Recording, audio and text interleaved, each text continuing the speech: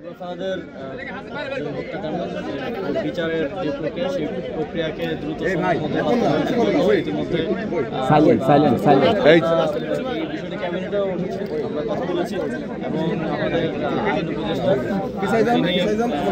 Mustafiz please প্রধান বিচারপতি সহ আমাদের বিচারালয়ের সাথে কথা বলবেন যাতে করে এই বিচার প্রক্রিয়া দ্রুত সম্পন্ন করা যায় এবং আমরা দ্রুত সময়ের মধ্যে যারা আবুল ফাহাদের হত্যাকাণ্ডের সাথে জড়িত ছিল তাদের শাস্তি নিশ্চিত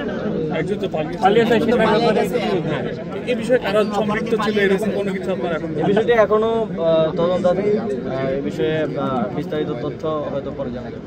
রায় ঘোষণার ক্ষেত্রে আইন শৃঙ্খলা পরিস্থিতি বা আইন শৃঙ্খলা বাহিনী যারা নিয়োজিত আছে তদন্ত এবং অন্যান্য কাজে তাদের আন্তরিকতা বা তাদের কোনো ঘাটতির কারণে কি রায় আসলে বিলম্ব হচ্ছে এরকম কোনো কিছু কি সরকার দেখছেন? বিষয়টা আইন মন্ত্রণালয় দেখছে এবং আইন মন্ত্রণালয়ে যথাযোগ্য যারা কর্তৃপক্ষ আছেন বিচারের ক্ষেত্রে রায়ের ক্ষেত্রে তাদের সাথে কথা বলবেন এবং এটা এক্সপেডিট করার জন্য কাজ করবেন। কুষ্টিয়াতে স্পেশালি খেলাধুলার জন্য মানে বিশেষ কোনো প্রোগ্রাম বা অনুষ্ঠান আয়োজন করার পরিকল্পনা আছে কিনা? আমাদের এখানে বিশেষ করে বড় ধরনের কোনো খেলাধুলা হয় কোনো ব্যবস্থা করা যায় মাত্র গত মাসেই আমাদের তারুণ্যের উৎসব সারা দেশব্যাপী শেষ হলো। আমি নিশ্চিত কুষ্টিয়াতেও তারুণ্যের উৎসবকে কেন্দ্র করে বিভিন্ন ধরনের কর্মসূচি হয়েছে। কুষ্টিয়াতে আমরা এই স্টেডিয়ামটা আজকে উদ্বোধন করলাম। আমার প্রত্যাশা থাকবে যে কুষ্টিয়াবাসী এটা যথাযোগ্য ব্যবহার নিশ্চিত করবে এবং খেলাধুলার সাথে জড়িত যারা আছে জেলা ক্রীড়া সংস্থা জেলা প্রশাসন সহ সবাই খেলাধুলাকে প্রমোট করবে প্রণোদনা দিবে যাতে করে অংশগ্রহণমূলক এবং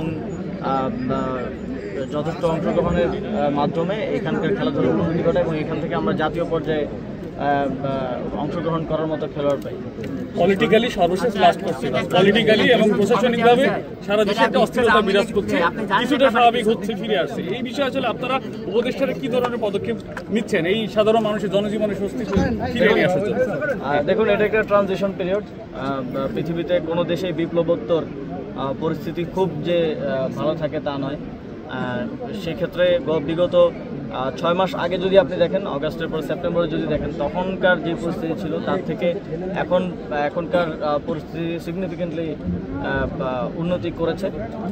তখন তো সিচুয়েশন এরকম ছিল যে রাস্তায় নামলেই 20-30টা আলাদা কর্মসূচি থাকতো, আন্দোলন থাকতো। সেটা সরকার নিয়ন্ত্রণে এনেছে এবং এখনও যারা বিভিন্ন আন্দোলন করছে তাদের সাথে সরকার নানা পর্যায়ে যোগাযোগ রাখছে এবং সমাধান করার চেষ্টা করে যাচ্ছে।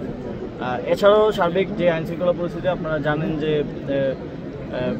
হাসিনার সময়ে জুলাই আগস্ট গণঅভ্যুত্থানে কীভাবে আইনশৃঙ্খলা বাহিনীকে জনগণের বিরুদ্ধে লেলিয়ে দেওয়া হয়েছিল, যে কারণে তাদের যেই মোরাল নৈতিক অবস্থান সেটার কারণে তারা সঠিকভাবে দায়িত্ব পালন করতে পারছে না। আমরা আইনশৃঙ্খলা বাহিনীকে আরও জনবান্ধব করে তোলার জন্য নতুন করে ট্রেন করা এবং নতুন সদস্য অন্তর্ভুক্ত করা, ইতিমধ্যেই 5,000-এর অধিক ট্রেনিংয়ে গেছেন, আরও প্রক্রিয়াধীন আছে। সেটাকে একটা দীর্ঘমেয়াদী প্রক্রিয়া, তবে আমরা উদ্যোগটা নিয়েছি এবং পুলিশ সংস্কার কমিশন যেই গাইডলাইন যে প্রস্তাবনাগুলো দিয়েছে সেগুলো বাস্তবায়নের মাধ্যমে আমি মনে করি যে বাংলাদেশের আইনশৃঙ্খলা বাহিনী আরও জনবান্ধব হবে এবং সার্বিক দেশের আইনশৃঙ্খলা পরিস্থিতি থেকে শুরু করে সব কিছুর উন্নতি।